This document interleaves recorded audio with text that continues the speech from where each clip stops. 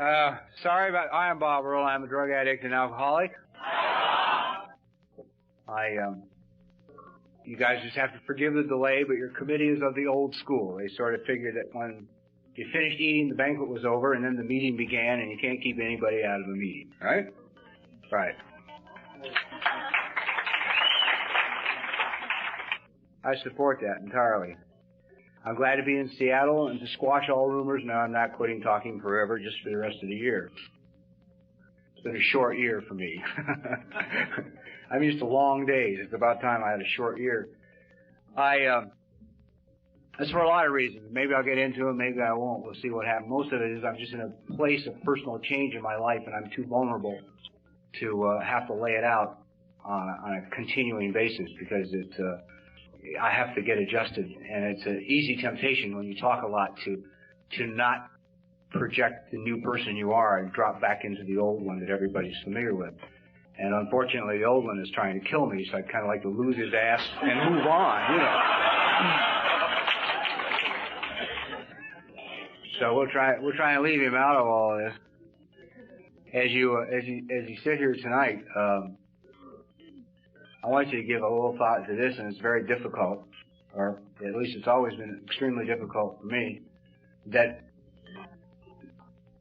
beyond any contest or beyond the shadow of any doubt, the single, absolute, unequivocally most important person in this room sits in your chair. Okay? Think about that for a minute. The most important person in this room sits in your chair. There is nobody more important. Nothing. I have tried all my life to be anything other than me. Always I could find somebody that had a better deal. They either looked better, they had more money, they drove a better car, they had a flashier broad, thank you very much. They had a better house, they had a better sense of humor, they had more friends, they had better dope. But I could always find a reason to be anybody but me. And you know, the funny thing is, we read all these metaphysical books, we work this program, and everything in the program says, well, you gotta learn to give, right? And if you're gonna have a relationship, you gotta be loving and intimate, and you gotta be caring, and you have to be considerate, and you have to be kind, you have to be honest. And it took me 17 years in this program to learn that I can't be caring with you, I can't be intimate with you, I can't be honest with you, I can't be considerate of you until I can be caring about me, until I can be intimate with me, until I can be considerate of myself, until I can give to me. Okay? It's easy for me to give to you. You know, I mean, I don't know about anybody else. I came from the streets, man. Giving and buying and maneuvering and moving is part of the game. It's control. I give to you, I own you. No big deal. Simple. Okay? So I gotta learn, I don't want to receive. Don't give me nothing. I don't deserve anything. I'm a little, blessed man, you know. I mean, don't be bugging me with this horse shit about being a good person. I know better. Ask my parents.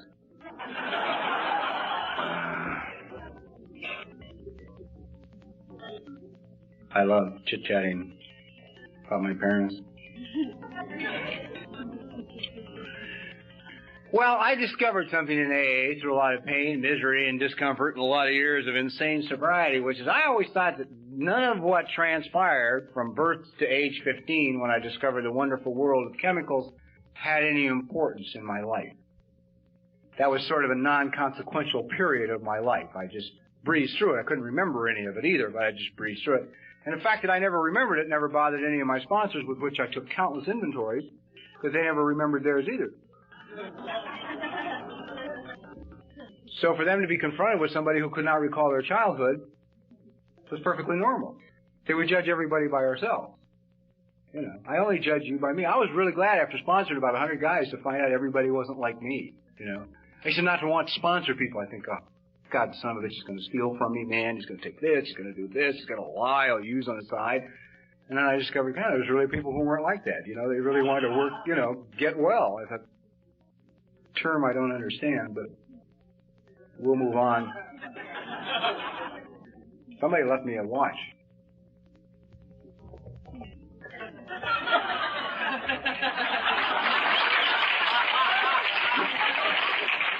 Gave it back. That time after 19 and a half years, goddamn. There was a moment there. That'd make a nice gift.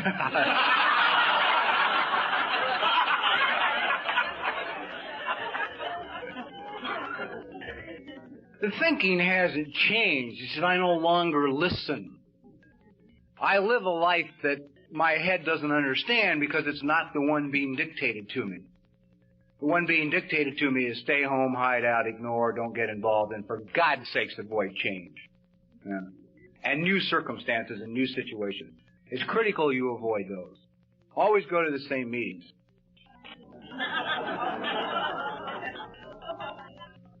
When someone suggests going somewhere you've never been before for a new experience, don't go. Be cool. Oh, no, you know, man, I don't think, I got some other things going on. It's all right, you know. I'll catch you next time. You wonder why you don't like new experiences. For me, it's come out to be very simple. My mind can't control me when I'm in a new situation because I have to pay attention to where the hell I'm at or I'm really going to look like an asshole, right? So to avoid looking really bad, I will pay attention to where I'm at. And now my mind is no longer, well, I think we should go here, we should do this. Screw the mind. Let's talk about the heart. I get so sick of talking about the mind. My mind gets sick of hearing me talk about it, too. I broke its hold, you know. It doesn't have a lot of use for me anymore. It,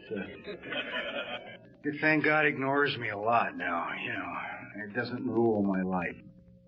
I have come to understand that I am the most important person in the room through an awesome amount of pain in sobriety. If somebody said to me, what do you think is the single biggest problem of the recovering alcoholic, I would have to say self-esteem. That we have probably, I have, and the few people that I'm close to, that we talk about these things with no holds barred, probably the lowest self-esteem in the world. Mine was given to me as a gift with great love by my parents. I don't know where you got yours.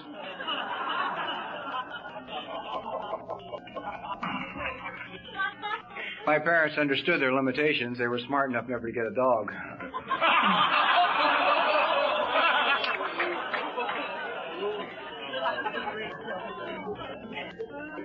Cold shot, right? Well, let's talk about that for a while. There's a lot of myths that float around, you know.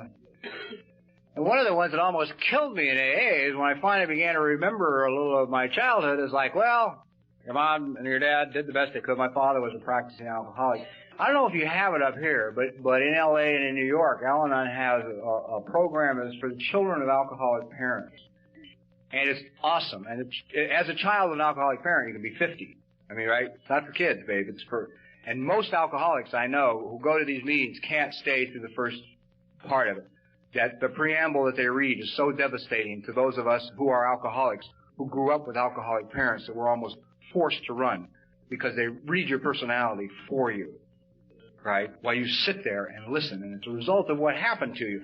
Well, I've been conditioned to not believe that. I've been conditioned to say, well, accept the responsibilities for the asshole you are and go on about, you know, being that and forget it.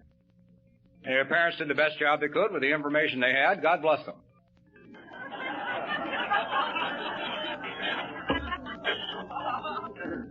That's true. Absolutely true. There's nothing incorrect or wrong with that statement. My mother did to me what was done to her by her parents, and my father did to me what was done to him by his parents. They gave me all the information that they had gathered from their own parents. They did the very best possible job they could do. They couldn't have done it any better under the circumstances with the information that they had. Here's where the big problem came in with me and a lot of other people I know. Somehow everybody says that, and then they close the door on the past. Well, they did the best job they could, now I'll go on with life. Right? My parents did the best job they could. The reality is, it was a rotten fucking job.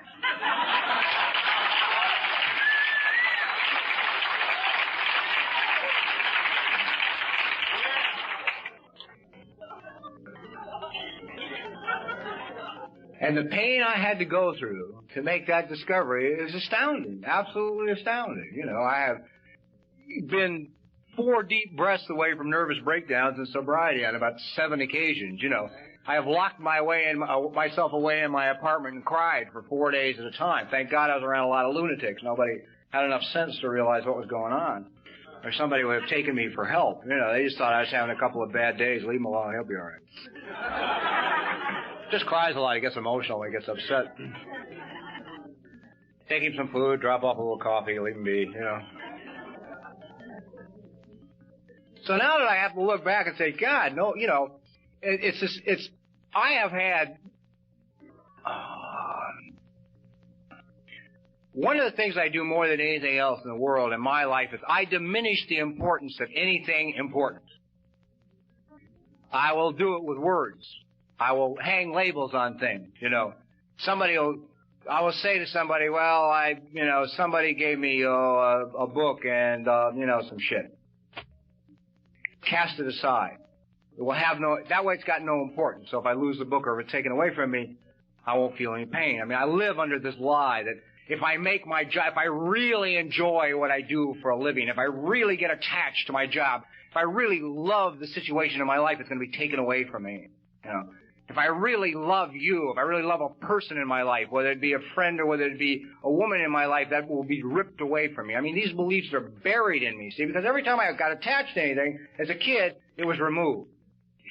For one reason or another, it was gone. So I believe that, you know, I'm entrenched in that. And the first time I ever began to discover that was one day I worked in the motion picture industry, and I was at the studio. One day, a friend of mine came to visit me for lunch, and he'd been sober about the same amount of time as I had, a couple of years less. And he had never been on a motion picture studio lot in his life, right? Never. So, this guy has no cool at all. None, right? He's like a little kid. He doesn't understand how important it is to hold it back.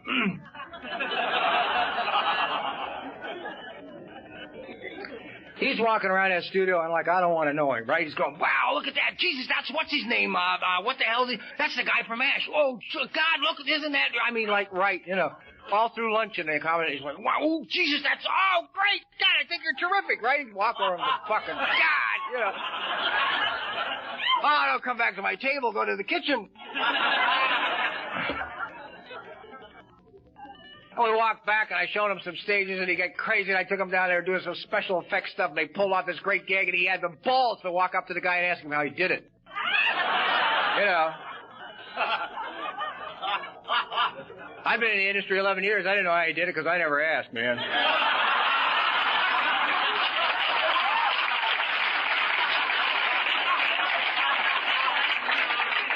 I was cool, you know. I just stood on the sidelines and watched. Got back to my office. We said a few words. He left and went home. I sat in my office and I started getting mad. I thought, I've been working here for 11 years, man, in this business. And this son of a bitch has had more fun in one day.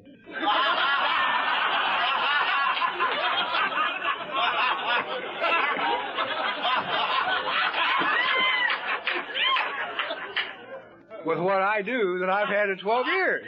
You know. And something's got to be wrong with my philosophy, because he had a genuine great time, you know. He left saying, God, we got to do this again, man. This is wild, you know.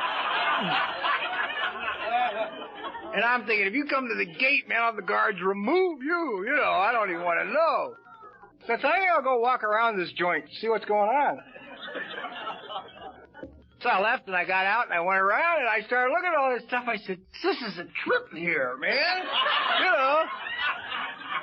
Jesus Christ, nothing is as it's supposed to be, and this is false, and we can make, you know, horrendous windstorms, and we can make Africa and Saugus, and, you know, Jesus, it's like, I just suddenly got really turned on to the business I've been in for 11 years.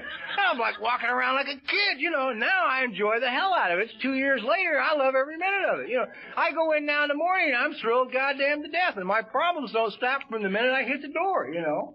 And it's like, it's wonderful. I'm filled with wonder over. It's like, wow, we send out things. We entertain people. You know, it's a trip. It's really great.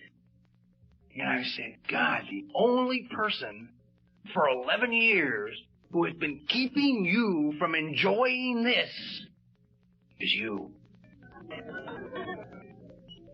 Nobody else. Nobody else. And I started to look at other things in my life. And I said, oh my God.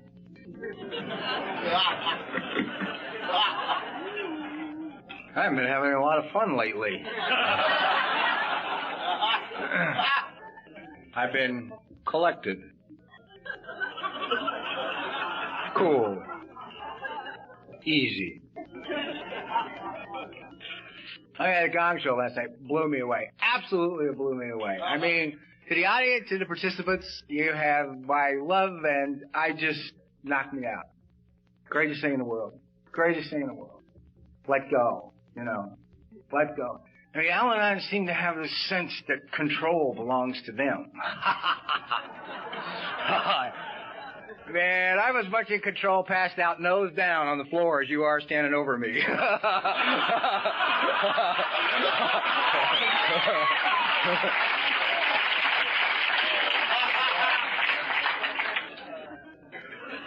Because I got you standing over me, you know what I mean?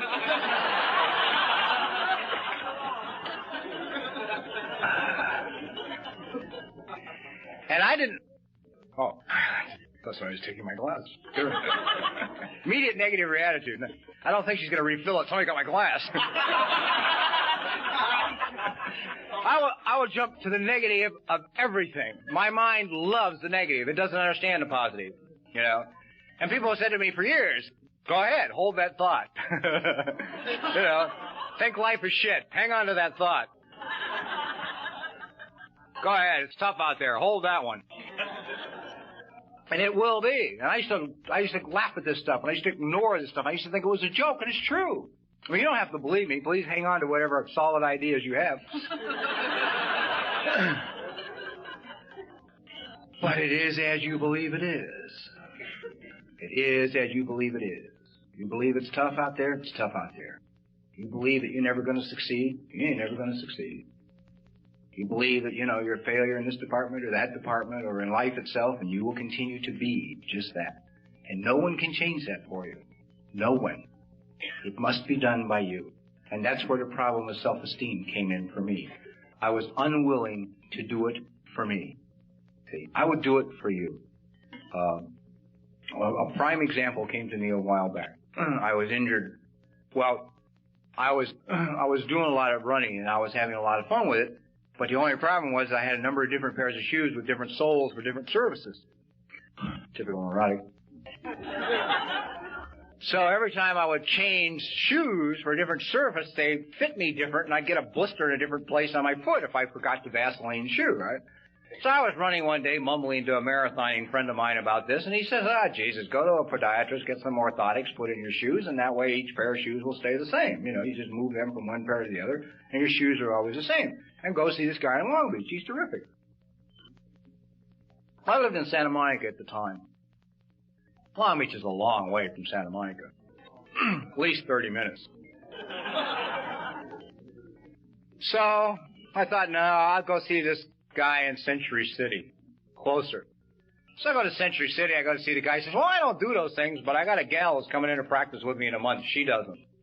Now, normally, under usual circumstances, I would understand that God had just closed the door, right? I don't do it. Somebody's coming in a month. And I would have gone to Long Beach like I'd been told to go in the first place, but I said, oh, wait, it's cool. I did, and she came on, and she made me some orthotics, and I went out for an easy 3-mile run, went home, sat down for an hour, and couldn't walk. She made him wrong. I'd thrown my back out. So I'm trying to run and limp along, you know, and mumbling to my friends, and they said, listen, what you got to do is you got to go see these guys in Pasadena.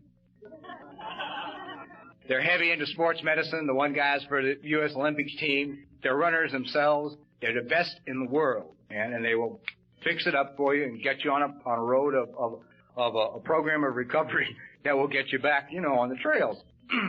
Well, I thought about it, you know, and Pasadena's further than Long Beach, for Christ's sake. tragedy here is I would drive you to Pasadena. If you came to me and said, my back is out, and the doctors that have been recommended to me are in Pasadena, I'd say, Jesus, get in the car, I'll take you. Okay? But I'm not taking me. I'm going to the marina, which is closer. This chiropractor comes out, is 40 pounds overweight. I mentioned the word running, and his eyes glaze over.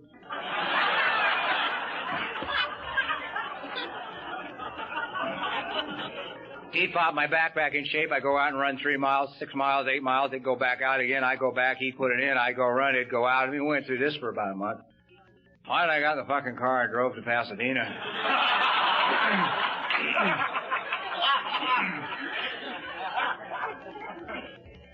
And all the way I'm driving to Pasadena, I thought, why didn't you drive yourself to Pasadena in the first place? You have friends that would have driven you to Pasadena if you'd asked them. I thought, I guess I didn't drive myself to Pasadena in the first place because the basic conception I have of myself is a turd.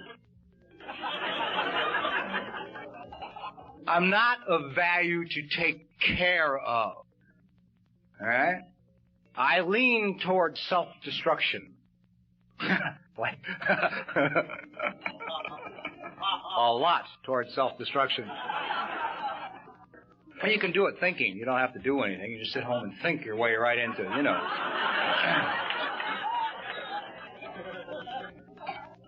And I used to talk about this stuff, but I never really fully understood what I was saying. I mean, the impact of it never really hit me. I used to say, you know, that I am my worst enemy. I used to say that no living human being, if any person on this earth did to me what I have done to myself, I would have to kill them.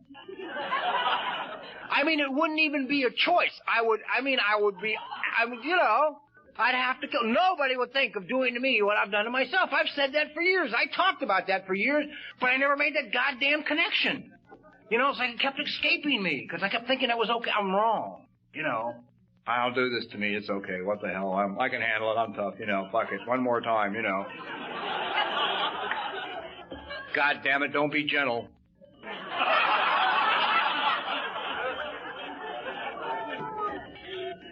Get gentle and they'll get you, just sure as hell. I don't know who, you know, but somebody will, you know. You can count on it. And I started to reflect over other things that happened to me, and I began to realize that nothing was important to me. Nothing mattered to me. I didn't care about anything, you know, because I wouldn't let myself care about anything. Because I am not of enough value to have anything of value in my life, so I must diminish the importance. And one of the stories I love to tell, because it's critical to what I do, is I was put in a position where I had to write a script for a show in a big hurry. I had 4 days to do the script, and I did it. I got on an airplane, and I left, and I went to Hawaii. Just turned it in and left town, right? And I was over there about 3 days. A letter shows up in the mailbox where I was staying from the producers on this show. I took the letter out of the mailbox, and I stood there reading through the envelope like all good alcoholics can do.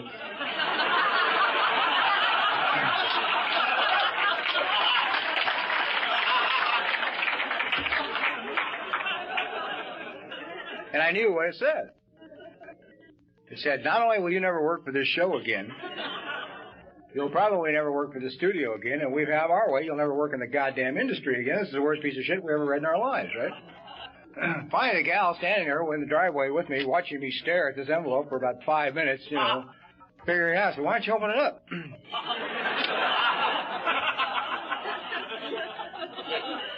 Ridiculous idea. When you have the powers of perception that I have, why the hell open the envelope?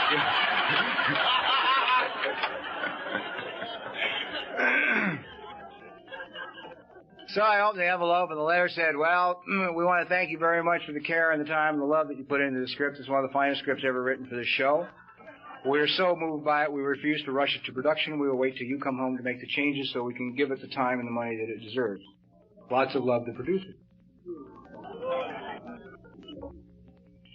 You know what my next remark was? Well, at least they aren't pissed off.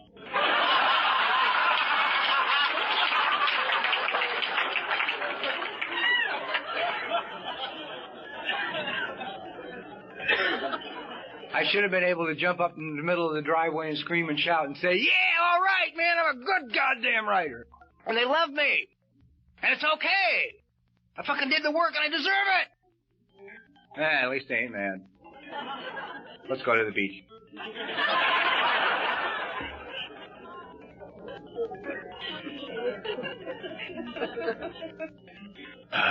Well, you say, God, how does that happen to you? You know, I mean, how do you get like that? What the hell did I do?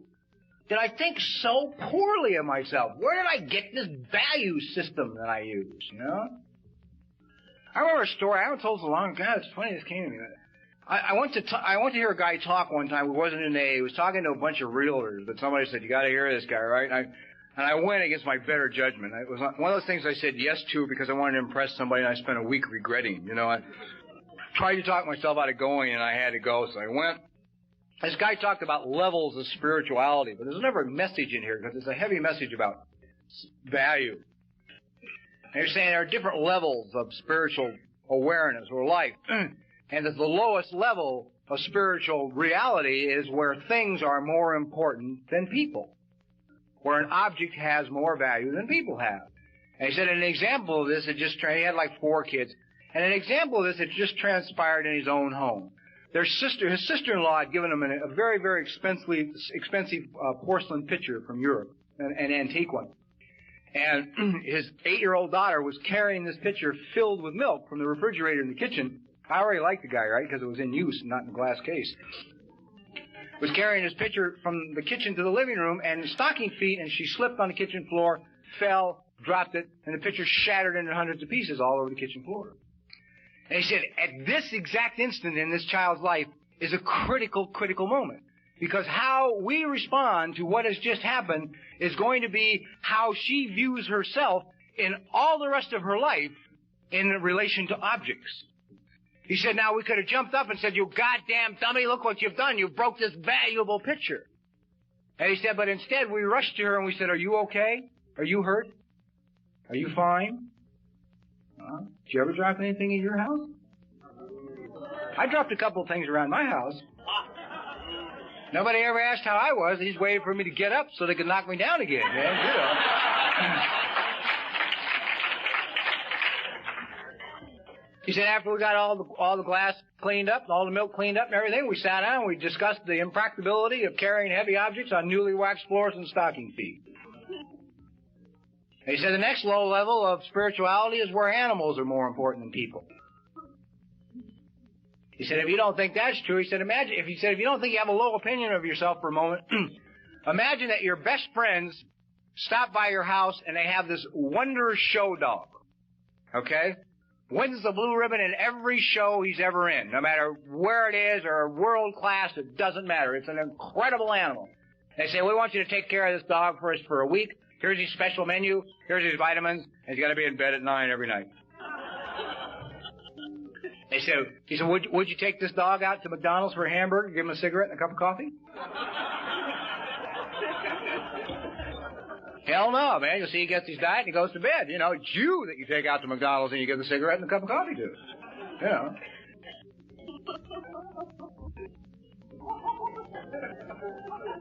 He said another example of when animals are more important than people is he said him and a friend of his, a third friend of theirs had claimed a racing horse at Santa Anita. So the guy's name was Grant. Grant and his friend went out to pick this racing horse up at Santa Anita, and the guy paid $50,000 for it, whatever the hell it was. It was an expensive horse. He got them all loaded in the horse trailer in the back of the car, and they're coming back in on the San Bernardino freeway, and Grant said he looked over at his friend who was driving the car, and he was doing about 40 miles an hour on the freeway, right? And he's clutching the steering wheel so hard his knuckles are white, and every time there'd be a kerthunk in the horse trailer hitch, the guy would almost have a heart attack. And Grant said to him, what the hell is the matter with you, man? You know. And the guy said, Jesus, I have never had anything this valuable in my car before.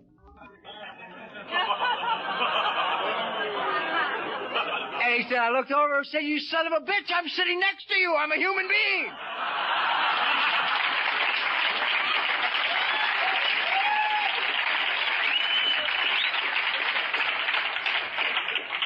He said, you mean if there wasn't a goddamn horse on the back of the car, you'd be doing 90 miles an hour, weaving in and out of traffic? You know, what the hell is this? And boy, I'll tell you, man, after I heard that one, did it ever put me in touch with my own speedometer? When I'm in the car, one of the best yardsticks I have today are where I'm at. You know, if I'm out there willing to die for 10 feet of concrete, Something's wrong inside of me. It's got nothing to do with nobody else. If I'm doing 90, man, boiling in the freeway, you know, I got to look at me. Something's wrong with me because I'm in the goddamn car. And I'm driving like nobody's home, you know. No one of any consequence is in this vehicle. Floor it.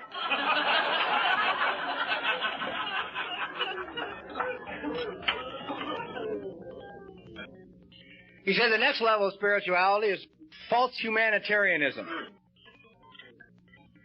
He said it's where you do something for someone and make sure a large number of people know what you have done. There was another level, I don't remember what the hell it was, and then he said, and this is very appropriate to us, and I think it should be very important to us, he said, then the last and the top level of spirituality is where we finally come to the realization that we are it. That we are definitely, truly, in fact, God's finest creation. That we are the most important thing on this planet. And the only thing we have of any value is ourselves and each other. And any time we put anything in between those relationships, me with me or me with you, something's wrong. Something's wrong spiritually if I put anything between you and me. Or if I put anything between me and me. It's easier. It's as easy for me to do it to me as it is to do it to you. And if you think about us in AA, my God, how important are we to each other? I mean, that's what this program is all about. You're putting your hand out to me and saying, hey, I love you, I care about you, sit down, let me help you out. You know? And then I never knew why. I mean, I don't know how many alcoholics do. Most of us would come in here and can't figure these people out. Wonder what the hell they want. What do they want?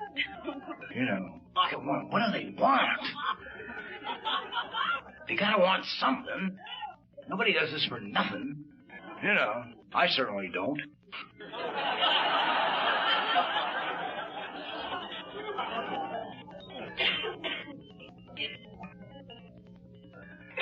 When I was going through this foot crisis with my orthotics and my feet doctors and my sports medicine doctors and all this crap, God in His infinite wisdom, He likes to make sure I stay on the path of recovery. I'm sitting home. I finally went to the right podiatrist, the one in Long Beach. And he looked at my right foot. He said, Jesus, you've got what amounts to almost a club foot. I said, what? He said, yeah, see? You know, I said, well, you know, right? You're dopey, man. You got so many goddamn bullet holes and scars and bent bones and shit. You never pay any attention to a foot that's a little crooked. It's nothing, you know. It's, oh, shit, it's been that way ever since I can remember. No big deal, you know. So I said, well, when did I get it? What happened? You know, I mean, what caused it? He said, I don't know. It's when you were a kid. So I went home that night. I'm uncomfortable. I'm really uncomfortable. Something inside me is wrong, man. There's anger inside of me and funny feelings, and I'm sick at my stomach. I don't understand it. The phone rings. It's my mother. I love God's sense of humor.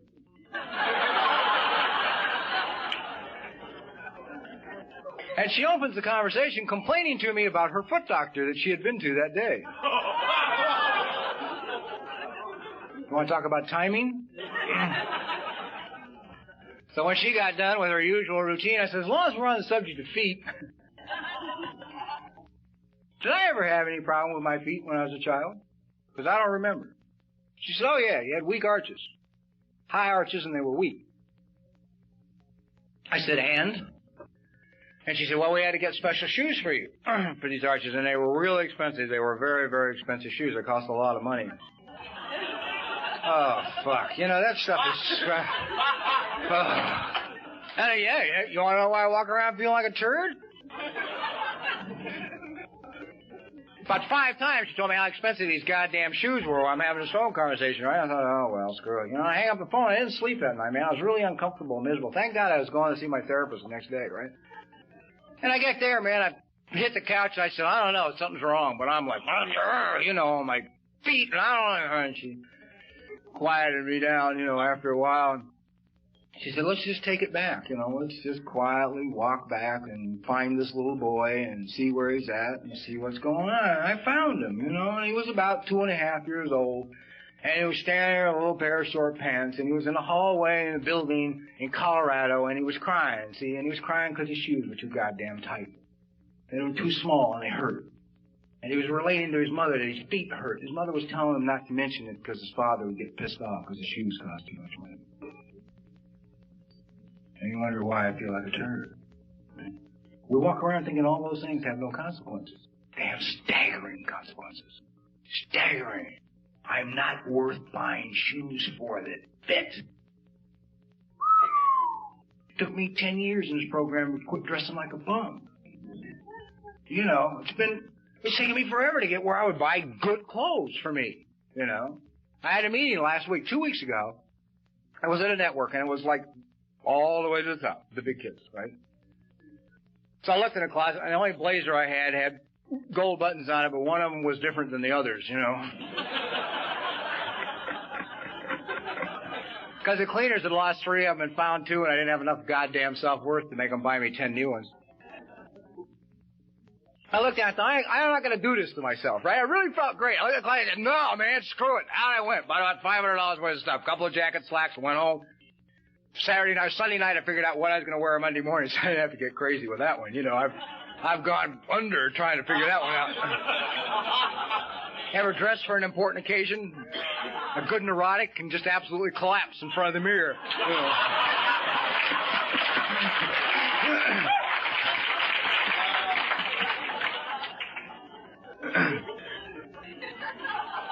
So I figured out what I was going to wear, and I went to the meeting, and I felt terrific because I had goddamn dressed myself. You know, I mean, I think that's one of the reasons banquets are so important for us in Alcoholics Anonymous. We let the child dress up. You know, in mommy's clothes, daddy's clothes, whoever's clothes. You know, it's like we allow ourselves to dress up. It's like we're almost forced to do it a little bit. It's like, oh, God, this isn't really okay, but I'm very uncomfortable. I'd rather have on something good, you know, funky, man, some shirt hair, all the jeans, and a good shirt. Why am I uncomfortable in good clothes? No one should be uncomfortable in good clothes. They even fit better than the funky clothes. They're made of better fabric than the funky clothes. They're basically more comfortable. Huh? Guess you don't deserve them. That's why I'm uncomfortable in them. I don't have enough value that I can wear them, you know. That's changing. All right, I'll close my glasses. Well, the mind doesn't quit. We went down to the market today, right? And there's a place down there they make a little pin with a name on it, right? It's made out of wire, all right? Now, my mind looks at this and says, oh, it'd be nice to buy one of these for a friend of yours, but it says, I knew they didn't have this one specific name because it's a highly unusual name, and it said, but, you know, they'll make them special orders on request, and then my mind says it'll take 2 days. So I said to the girl, how long will it take? She said, 3-4 minutes. I said, oh, okay, great. I said, you know, I gave her the name, and now I expect her to pull this machine out from underneath the table, hidden, right? That you put the wire in and punch buttons, and it goes, and makes the thing. Instead, she takes a little pair of needlepoint pliers and just starts making the name. And I stood there and I thought, one more fucking time, you know. My mind's out there ripping along ahead of me, dead wrong on every point, you know.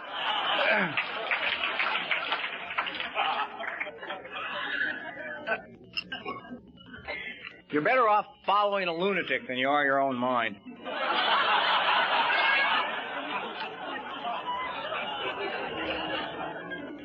Probably because it's conditioned by all the wonderful childhood experiences that you have had.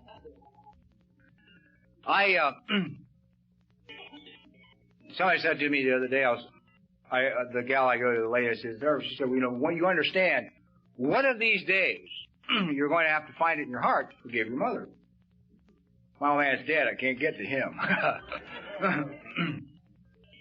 And I said, yeah, I realize that.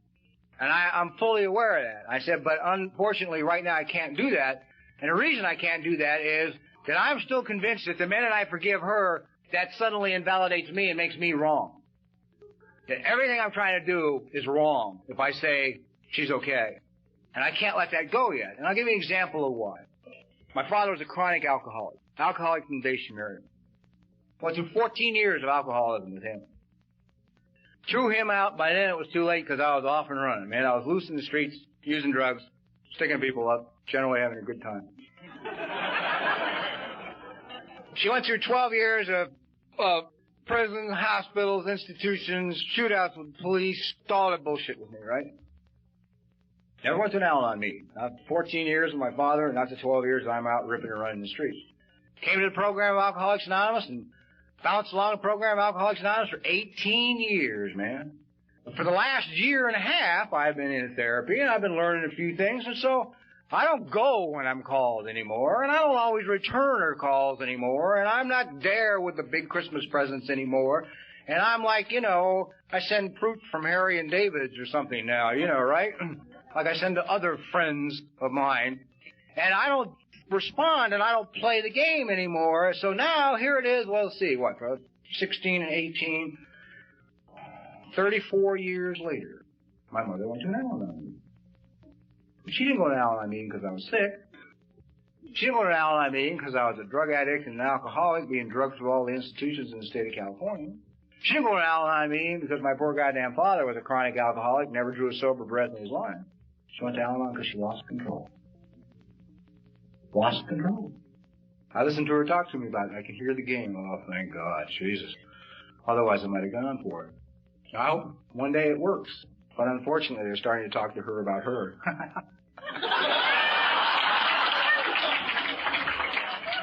Not her favorite subject. I am her favorite subject.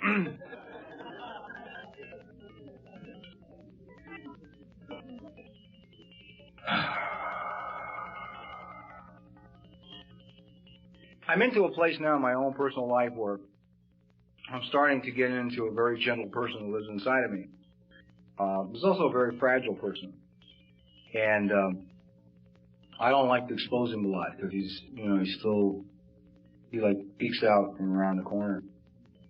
And the child in me is very frightened because I've never taken good care of the child in me. You know, I've always put him in bad situations and terrible people and all the rest of that crap throughout my whole life. But I'm getting very fond of this person now. I have more use for me than I have ever had in my life. And what's coming of this, which is really fascinating, is I'm beginning to have a relationship with me. And it's staggering. I found out that I was born okay. I was really okay. Nothing needed to be done. You know, certainly nothing of what was done needed to be done. The other thing I'm learning, which is critical for me, is everything that happened to me as a small child I didn't deserve. I did nothing to deserve what happened to me. And as I find this sensitive person, I'm starting to like him. But I'm very afraid, see, because all my life I have hid behind the safety of anger and the safety of ferociousness or coolness, you know. Everything's all right. Don't worry about it, you know, and walk away feeling nothing. And the thing I begin to realize is it's like a pattern in sobriety. Only my own opinion. For those of you who knew everything I'm saying, if you haven't figured it out already, is my own opinion. But I believe there's a pattern to recovery like there's a pattern to the disease. The disease has a certain pattern it follows right into oblivion, and I think recovery has a certain pattern that it follows. And unless something's done to alter it, it seems that between 3 and 5 years, well, you come into AA in the beginning. In the first year, if you're lucky, if you're really fucking sick, it's kind of numb, you know. It's just sort of, you know. It makes the first year anyway, so it's not terribly important.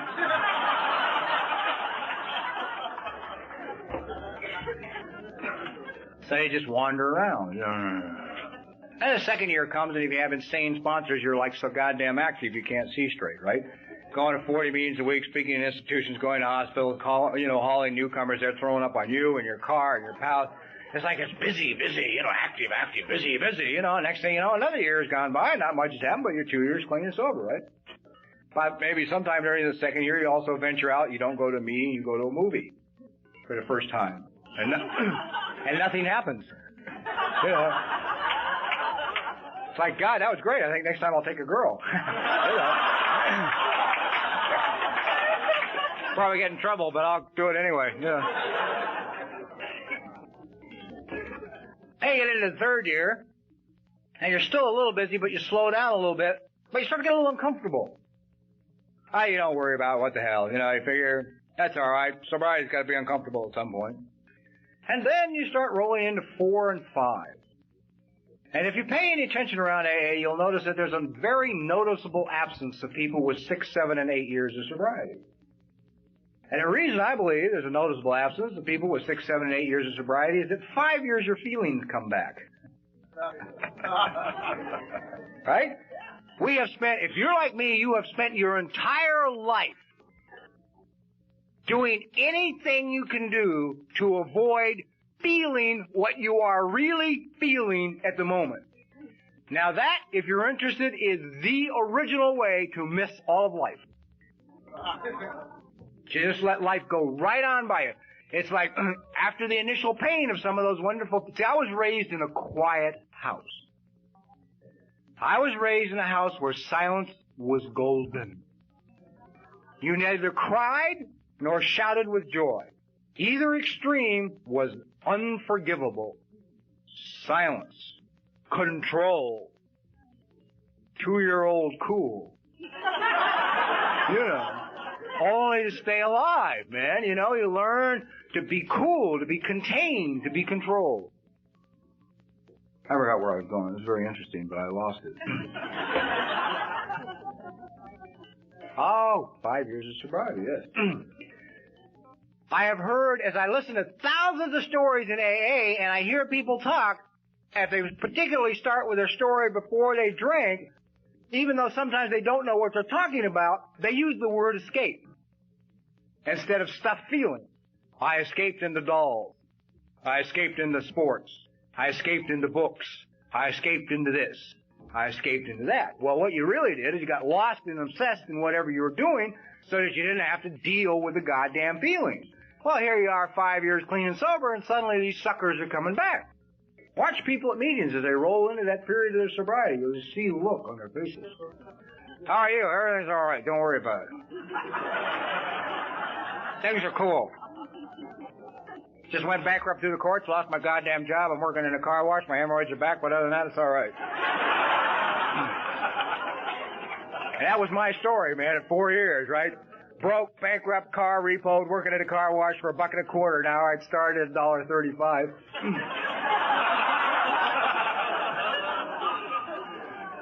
Just generally roaring through successful sobriety. Friend said, take a cake. I said, nah, man, there's nothing to say to the newcomer. Yeah, what the hell I say to the newcomer? Come in here, bust your ass for 4 years, you can be broke, no car, sleeping on a guy's couch, working a fucking car wash, right?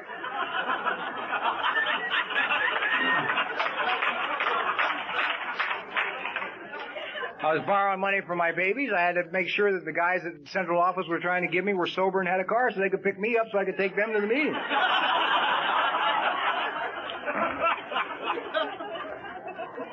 And on top of all that, the feelings are coming back. And I don't want to deal with the feelings, so I got angry. I went through about 5 years of anger in AA. You know, it's like energy. I went for the energy, you know, anything but... Yeah, I surrendered to God. That's one thing I did. I went from year 4 to year 5 just crazed. And year 5, I said, God, if you're not there, I'm fucked. It's over. I'm finished. I've done everything AA's asked me to do. I've written 15 goddamn inventories. I've been to 3 million institutions. I've driven 40,000 AA miles a year. I've done it all, and I'm just about to sit here and die. And I don't mean take my life. Suicide would have been a step up. You know, the willingness to make an action to take my life would have been a positive move at that point. I wanted to just sit in one spot and die. You know, just tomorrow not come. I went to work the next day and I broke my back after I surrendered.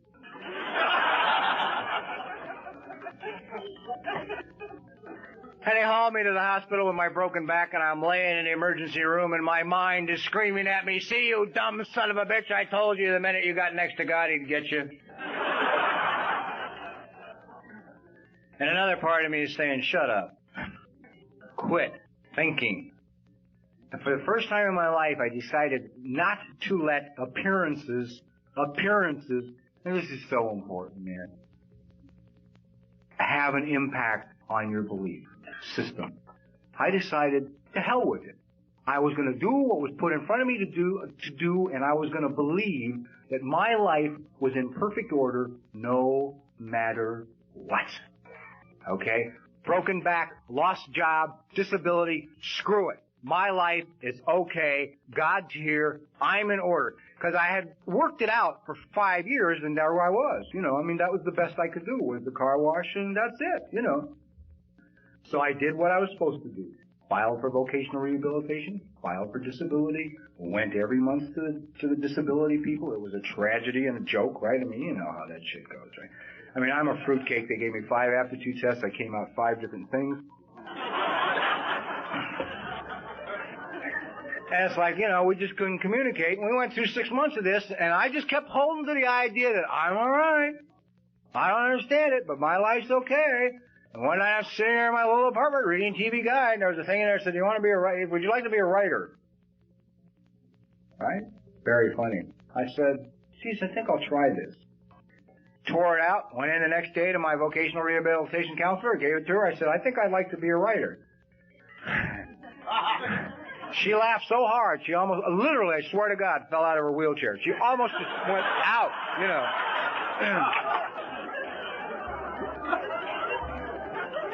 Because she had in front of her my whole history. She had it all. She had my jacket, she had the medical record, she had mental history, she had educational history, she had it all. She had the applications I had filled out there for them, and she knew the following facts. A, I'm a phonetic speller. I can't spell. Okay? I'm one of these that says D-E-D is dead. D-E-D spells dead. The A is unnecessary. She knew I had failed English ever since the 4th grade. She knew I had never written anything. She knew I never read anything. She knew I didn't know anybody that wrote anything. She knew I had never done anything that had anything to do with writing. I had a tough time communicating on the goddamn, you know, applications, right? God, however, in His infinite wisdom, can knock out anybody, including bureaucracy. Listen to this. Pay attention. Because your mind will sell you short out there all the time. Well, I'm finished. You know, this is the state. You can't deal with the state. You know. If God ain't bigger than the state, we're all in trouble. Well, she took the ad into her boss and said, "Here's what, you know, the kid wants to do."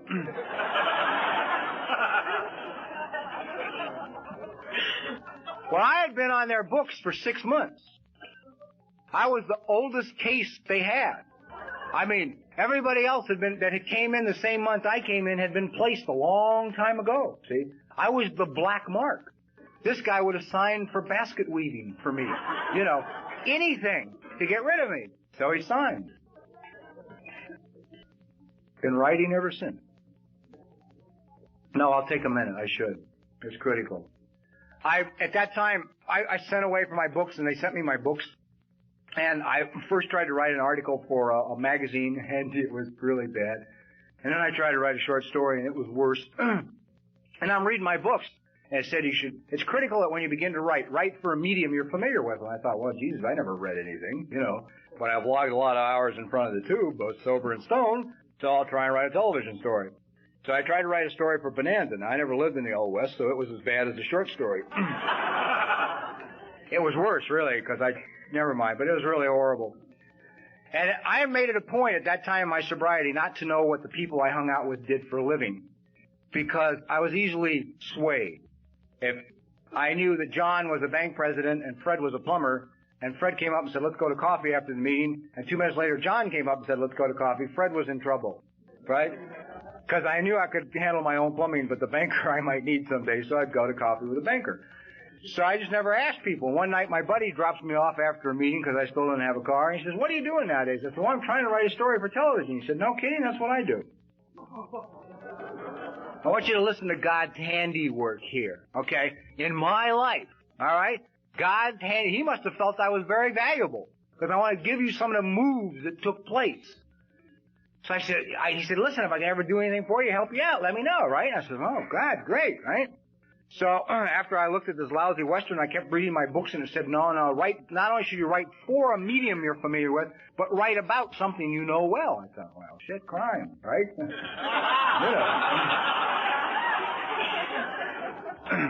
So I started watching all the crime shows, and I picked out Ironsides. I said, that's a neat show. I like the way he thinks. You know, his mind is fast. And I figured, well, I'll try and think of a story I'd never seen on television. I did, and I worked it all up. I gave it to my friend, and he gave me about a dozen suggestions, and half of them I liked and half of them I didn't, so I ignored the half I didn't, and I did the other half.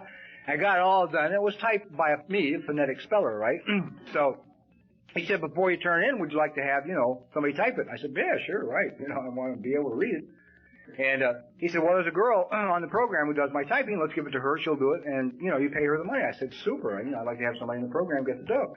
So I dropped it off at this girl's house. I knew, left it. 3 days later, she called me. She said, I've just finished typing this for you. And she said, it's really not bad. I really like it. She said, did Jim tell you what I do for a living or where I work? And I said, no, he didn't. I have no idea what you do where you work. She said, well, I work at Universal Studios. I'm a secretary to the associate producer on Ironside.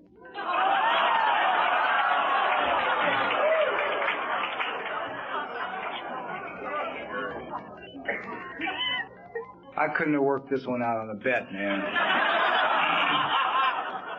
If I had brought all of the massive brain power of the last 46 years of my life to bear, I couldn't have worked this one out.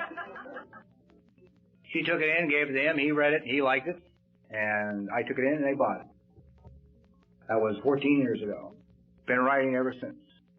Today I'm a supervising producer at a major studio. They love me. They think I'm really smart, which is why I'm in control. I love that control. Now I don't have to put it in my personal life. I got all these other mothers, right? Fix that, go here, do this. No, you can't, he can. It's a trip. I have to go in and be an adult. Oh, my God. That was hard, because, the kid don't want to go in the mornings. I don't want to go, man. It's more than I can handle. Alcoholics are easily overwhelmed. That's part of the nature of our disease, I've been told by experts, is the fact that we are extremely easily overwhelmed. I mean, getting up can be more than I am willing to deal with for the day, Screw going anywhere. That's not even an issue.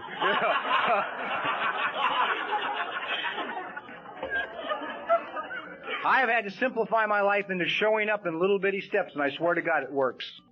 It works. I get up and I show up in the bathroom and shave. That's it. Don't talk to me about what I got to do later. I don't even want to know about that, but I can shave. And then I will show up in the shower and shower. I will show up in front of the closet, and God's help, I'll get dressed. I will show up in the garage, get in the vehicle, and aim it in the general direction of where I have to go. That's the best I can do someday, because I'm so easily overwhelmed. But as I get a better opinion of myself, I am less easily overwhelmed. Most mornings I get up now, and those of you who've known me for a long time will really find this hard to believe. I am quiet, I am at peace, and I'm delighted to be going where I'm going. I have no problem. I enjoy shaving, I enjoy showering, I enjoy getting in my car, and I love going to the studio. It's a world of magic.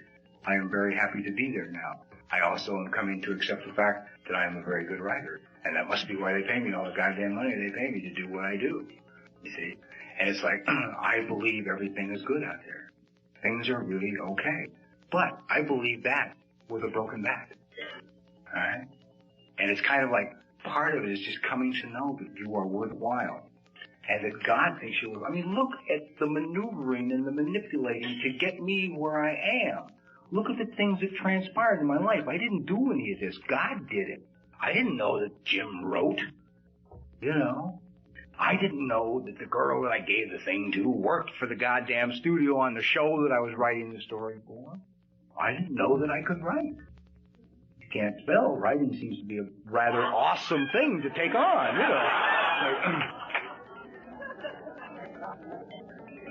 Only if you're a technical writer. Other than that, it's okay.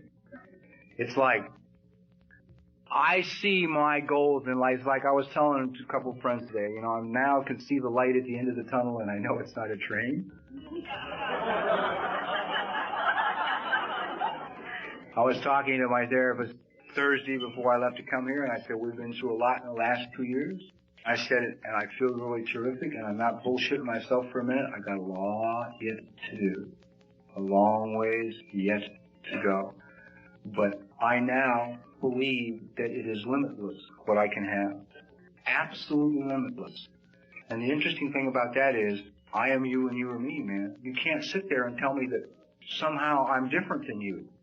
I mean, unless what are you going to say? I mean, you got a worse education than mine, or you did worse in English than I did, or, what the hell are you going to tell me? What are you going to say to me? I mean, you can't say it. You can't say it. And I can't believe that God's going to do it for me and not do it for somebody else, And I watch people today in the program. There's a gang of younger people, new people in L.A., and they're listening, right? And they're listening to everything that all us poor bastards that have suffered all this shit have gone through. And they're wonderful. I don't think I want to go through that. You know? I think I'd like to let go today. You know what I mean?